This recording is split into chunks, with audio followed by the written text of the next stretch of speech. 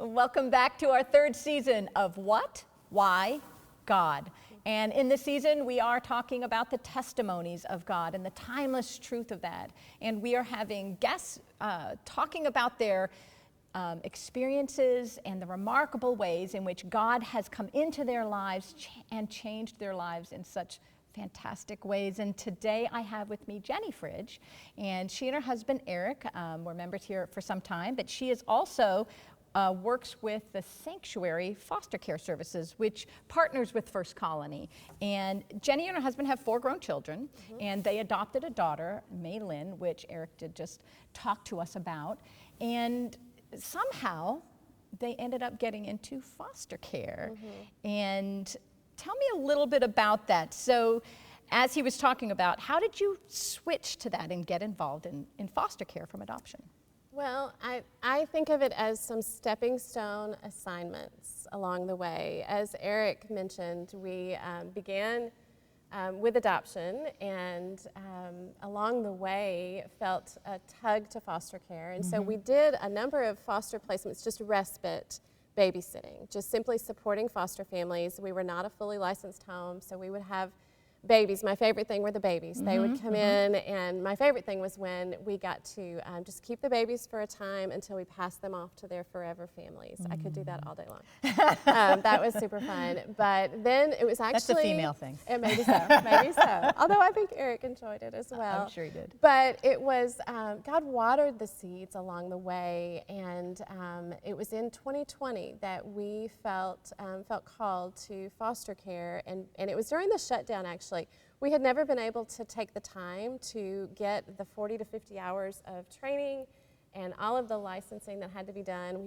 We were a busy family, so that didn't happen. But during the shutdown, we had time. And after we had done all the puzzles we could do, we thought, it's time. Yeah. It's absolutely time. No more excuses. No more excuses. So, and we also heard about an agency that was coming into town, brand new agency, opened in April of 2020, that supported families with uncommon care. And we knew this was going to be a uniquely different agency to support us in something that was uniquely hard. And so we got licensed. We were actually one of the first training classes with the Sanctuary that I now work for.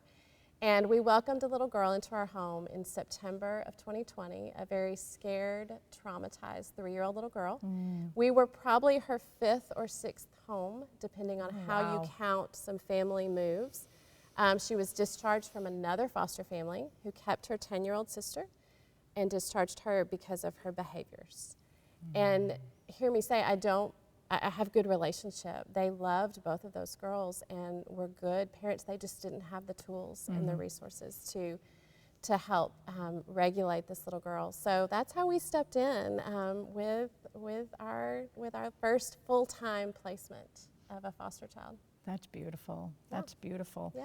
So how did God show you the need of children in foster care here in the area, and what is that current need? Yeah. We have an orphan care crisis across the world, but we have a foster care crisis right here in our own backyard. And that need was evident when we stepped in and realized, one, how hard it was. Because Eric and I will both tell you this was the hardest thing we've ever done. We've raised 4 kids, 3 biological, 1 adopted, and this was the hardest thing. She came with just a lot of trauma in her background. And these kids, I just heard a foster youth actually who aged out of the foster care system, and she said, my body responded in ways that I didn't choose, that her body and her brain just reacted because of the fight, flight, or freeze, all the things their brain tells them to do for protection and for safety. And so the need is great. There are almost 37,000 kids in out-of-home care, and that looks a lot of different ways, but that's just in Texas. In Region 6, which is Harris County and the surrounding 12 counties, there are almost 5,000 kids in out-of-home care.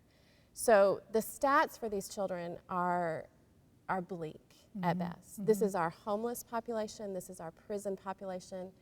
Human trafficking, I've seen statistics anywhere from 60 to 88% of human trafficking victims are former foster youth. So this affects all of us.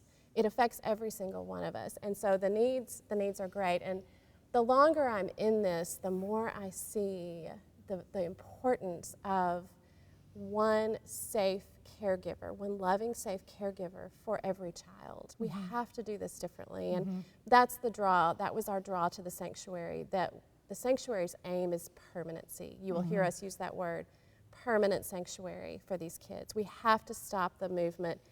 The foster children move an average of 7 times while they're in care. And that's what we aim to stop. And we do that by supporting foster families. And so that's what we felt. We saw the need on the foster child side, but then we also felt the need on the foster family side to support. And it's one of those things that once you see it and know it, you can't unsee what you've seen. And so we were compelled to step in.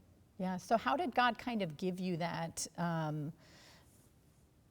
that initial, like, I know you said, well, 2020 and we were doing babies and I mean, then you're like, how did you go from the babies to what did you see? How did God work in that situation? Yeah, I think it was, at the time we couldn't do a mission trip, and it was a beautiful way to bring missions into our home. I mean, it's a mission trip every day with a foster kid. It is a mission trip to a hard place. And so for us, it was a way to serve and love, and we already had the heart for adoption, and foster care was growing. And again, our girls, our high school girls and our older married girls, one of our married children, she and her husband are actually providing, they're respite home providers. They are a fully licensed home, and they're providing foster care respite to foster families. So what we've seen come out of that time, we also see, all of our kids have a heart and a gift. One of our girls is actually going to study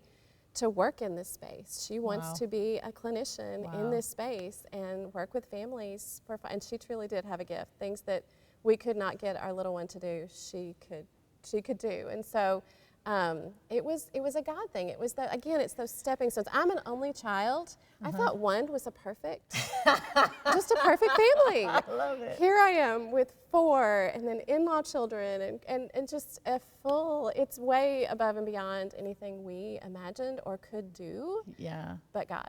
Yeah, I love how it's almost like just God goes here.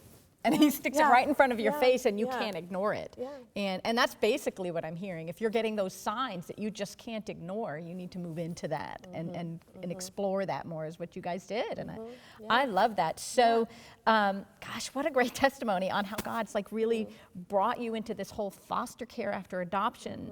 And now you and Eric both work in this field. I know, it's kind of crazy. Isn't that nuts? Usually one does this and one does. So what can someone do if they really are interested? They're listening to this now. What is their, maybe what was your prayer? What are their next steps? The ways to get involved are as diverse as every member in your church, honestly. If you have a gift, a talent, a passion, there's something for you. There's a phrase that we often hear, that not everyone is called to adopt or foster, but everyone can do something. So that's my favorite thing, is to figure out what's the need, and then what's somebody's something, and how do I bring those two together. And so truly everyone can do something. I will say, first and foremost, we need more foster families. We desperately need more foster families in Houston, Texas. We need them desperately. That said, we also need people to come around and support foster families. And so that can look like signing up for a meal train to take a family a meal, a warm meal when they first get a placement, or during a really hard season, during sickness, just delivering a warm meal. It could look like doing laundry. We have a family right now with 6 kids, 3 bio, 3 foster, all under the age of 6. Oh my. She needs a little help, right? A little say so. Yes, a little babysitting. Babysitting. Yeah. We have some babysitters here at First Colony that support our families with simply babysitting.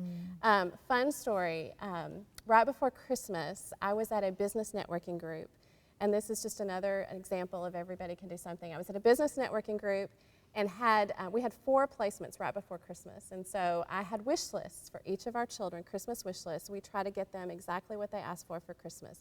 And on the wish list, it's books I want, clothes I need, and at the bottom, it's something I would really love. And this kid, 17-year-old boy, had asked for a guitar.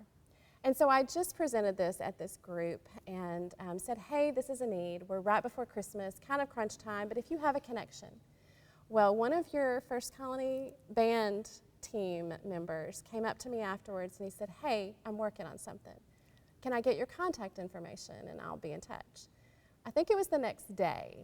Wow. He texted and said, our band wants to go in together and we're going to get all the things, the guitar, the headphones, the amp, I don't even know, whatever you need to play guitar, we're going to get all of it. Oh, what a beautiful story. That's not all. Not only that, but we're also going to provide lessons for this kid, free lessons for a month and see where it goes. So this kid, so I called the foster mom, single foster mom no less. So this is a single foster mom, already needing support in all the ways. Could not have gotten him that very special gift. I called her a couple days after Christmas to check in and she said, Jenny, he has not put that guitar down. The day after Christmas, we had to go to the music store to get him books and all the things, connected him with the worship team and they're working all the lessons out. So just that, and this kid is going, like God has a plan for this kid. He's doing really well. He's working, he's gonna graduate. It's things like that. That's what those guys knew. They love music, they play instruments. They knew what he needed, exactly what he needed. So they're stepping in that way. Helping that single mama out, mentoring that kid just by doing what they love. So there's something for everyone. I mean, I could go on and on. Truly, whatever a gift or passion is, there's a way to support a foster family with that. Oh, God can do immeasurably more if we just ask him. Yeah. And I do think people are willing to step up and really help out. And that's such a beautiful story. The whole thing is just, I mean, you cannot deny God's hands in that and how he's working through his people. And, you know, if you have something that you can give, whether it's time or talent or resources, that's just so remarkable, Jenny. It's a fun story.